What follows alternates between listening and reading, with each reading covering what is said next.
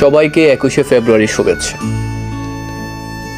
আজকে শ্রদ্ধার সাথে স্মরণ করতেছি সেই সকল ভাষা শহীদদের, যাদের জন্য আমি এত সুন্দর করে বাংলা ভাষায় কথা বলতে পারতেছি, মায়ের ভাষায় কথা বলতে পারতেছি।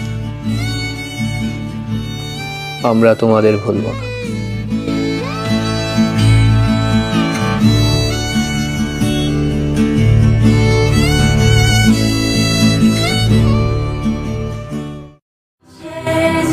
镜头里我哥哥的爱，被故事飞。